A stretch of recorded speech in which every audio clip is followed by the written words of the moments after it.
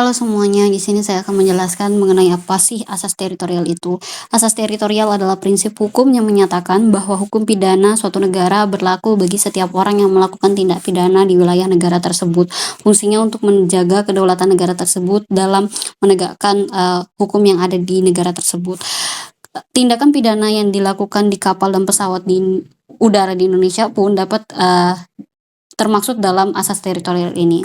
Kemudian dalam KUHP, asas teritorial diatur dalam pasal 2 yang menyatakan bahwa hukum pidana di Indonesia berlaku bagi mereka yang melakukan tindak pidana di wilayah Indonesia. Berikutnya, Undang-Undang Nomor 1 Tahun 2023 tentang Kitab Undang-Undang Hukum Pidana (KUHP), asas teritorial diatur dalam pasal 4. Pasal ini menyatakan bahwa ketentuan pidana dalam undang-undang berlaku bagi mereka yang melakukan 1. Tindakan pidana di wilayah NKRI, 2. Tindakan pidana di kapal Indonesia atau pesawat udara Indonesia, dan yang ketiga, tindakan pidana di bidang teknologi yang akibatnya atau terjadi di wilayah Indonesia.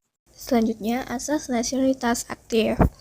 Asas nasionalitas aktif ini dia itu menentukan bahwa berlakunya undang-undang hukum pidana suatu negara disandarkan pada kewarganegaraan atau nasional seseorang yang melakukan suatu tindak pidana dan tidak pada tempatnya, di mana tindak pidana itu dilakukan sebagaimana pada asas teritorial.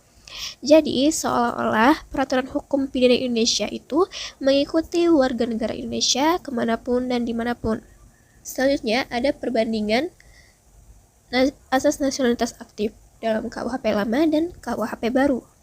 Yang pertama, dalam KUHP lama diatur pada pasal 5 dan 6, sedangkan pada KUHP baru diatur dalam pasal 8. Dari segi penerapan, dalam KUHP lama, WNI yang melakukan tindak pidana di luar negeri dapat dikenakan pidana berdasarkan hukum di Indonesia jika tindak pidana tersebut juga merupakan tindak pidana menurut hukum di negara tempat tindak pidana dilakukan. Ada perjanjian atau kesepakatan antar negara yang mengizinkan penerapan hukum Indonesia. Dalam KUHP baru, penerapannya asas ini lebih luas dibandingkan KUHP lama. WNI yang melakukan tindak pidana di luar negeri dapat dikenakan hukum Indonesia, terlepas dari apakah tindak pidana tersebut juga merupakan tindak pidana menurut hukum di negara tempat tindak pidana dilakukan. Perjanjian atau kesepakatan antar negara tetap menjadi faktor penentu, tetapi asas ini berlaku secara lebih luas. Pada pasal 8 ayat 5, memberikan sedikit pelunakan, yaitu tidak dijatuhi pidana mati sekiranya ketentuan perundangan di negara itu tidak mengancam dengan pidana mati. Ketentuan dalam pasal 8 KUHP nasional yaitu dengan jelas menyebut asas nasional aktif, jadi bukan nasionalitas aktif. Selanjutnya, jika di pasal 5 KUHP tindak pidananya itu ditentukan secara khusus beberapa bab tertentu, beberapa pasal tertentu, maka di pasal 8 KUHP baru, semua tindak pidana kecuali tindak pidana yang hanya diancam pidana denda kategori 3. Maksudnya seperti penganiayaan, pencemaran nama baik, dan sebagainya, yang dijatuhi denda 50 juta rupiah. Nah, selanjutnya ada asas nasionalitas pasif. Asas ini adalah prinsip yang menyatakan bahwa ketentuan hukum pidana Indonesia berlaku bagi semua pelaku tindak pidana, baik WNI maupun WNA yang merugikan kepentingan negara, meskipun tindak pidana tersebut dilakukan di luar wilayah Indonesia. Terdapat perbandingan di antara KUHP lama dan KUHP baru terhadap asas nasionalitas pasif. Dalam pasal 3 KUHP lama mengatur bahwa hukum pidana Indonesia berlaku bagi setiap orang yang di luar Indonesia melakukan kejahatan tertentu yang merugikan kepentingan Indonesia, seperti kejahatan ataupun pemalsuan mengenai mata uang Indonesia. Dalam pasal 4 KUHP lama memperluas cakupan hukum pidana Indonesia untuk berlaku bagi warga negara asing yang di luar Indonesia melakukan kejahatan terhadap kepentingan negara atau menyangkut martabat presiden dan wakil presiden. Sementara dalam pasal 5 KUHP baru, Undang-Undang Nomor 1 Tahun 2023 memperluas cakupan asas nasionalitas pasif secara signifikan. Ketentuan ini dengan eksplisit berlaku untuk setiap orang di luar wilayah Indonesia yang melakukan tindak pidana terhadap kepentingan negara Indonesia dan warga negara Indonesia. 4 aspek indikator yang menjadi perbandingan KUHP lama dan KUHP baru. asas universal. Yang pertama adalah aspek pengaturan, di mana pada KUHP lama, asas universal ini tidak eksplisit dan terbatas pada kasus tertentu termuat pada pasal 4. Sedangkan di KUHP baru diatur dengan tegas dan luas dan terdapat di pasal 6 dan 7. Ruang lingkupnya, berdasarkan aspek ruang lingkup, kejahatan asas universal ini sangat spesifik, misalnya pemalsuan mata uang. Sedangkan di KUHP baru ini lebih mengenai kejahatan internasional seperti genosida, terorisme, dan lain sebagainya. Di aspek ketiga atau penuntutan, asas universal di KUHP lama itu berdasarkan kepentingan nasional, sedangkan di KUHP baru ini melibatkan kerjasama internasional dan perjanjian. Terakhir, aspek tujuan, di mana asas universal di KUHP lama ini melindungi kepentingan nasional, sedangkan di KUHP baru lebih melindungi kepentingan internasional dan hukum global. Perbandingan asas non-retroaktif KUHP lama versus KUHP 2023. Dalam pasal 1 ayat 1 KUHP lama berbunyi, suatu perbuatan tidak dapat dipidana kecuali berdasarkan kekuatan ketentuan perundang-undangan pidana yang telah ada.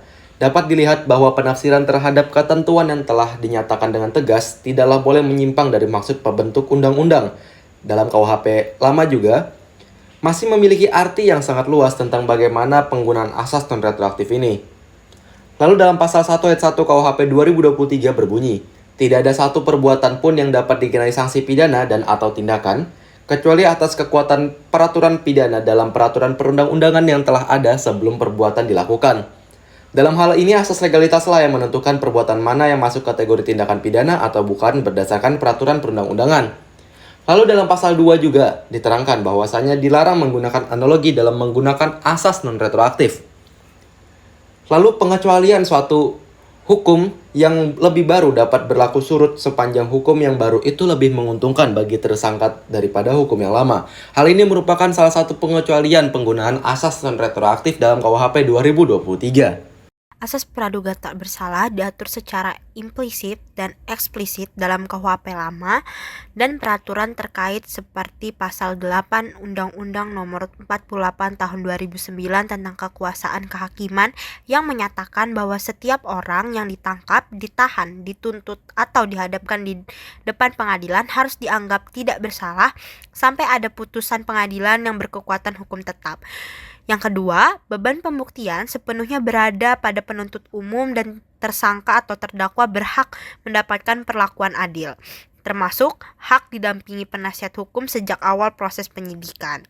Yang ketiga, penangkapan dan penahanan harus didasarkan pada bukti pemulaan yang cukup, bukan atas dasar selera aparat penegak hukum. Yang terakhir, proses peradilan harus berlangsung terbuka, bebas dari intervensi kekuasaan dan bersifat adil serta tidak memihak. Sedangkan implementasi asas praduga tak bersalah pada KUHP baru yaitu mempertahankan asas praduga tak bersalah sebagai prinsip dasar dalam hukum pidana dengan penegasan lebih jelas mengenai perlindungan hak asasi manusia dan proses pengadilan yang adil. KUHP baru mengatur dengan lebih rinci tata cara penegakan hukum pidana yang mengedepankan keadilan restoratif dan proporsionalitas sanksi tanpa mengurangi beban pembuktian pada penuntut umum. Ketiga, penahanan dan penangkapan diatur lebih ketat untuk mencegah penyalahgunaan wewenang dan memperkuat perlindungan terhadap hak tersangka atau terdakwa. KUHP baru juga menghapus atau merevisi beberapa ketentuan diskriminatif yang ada di KUHP lama sehingga penerapan asas praduga tak bersalah menjadi lebih konsisten dengan prinsip HAM internasional.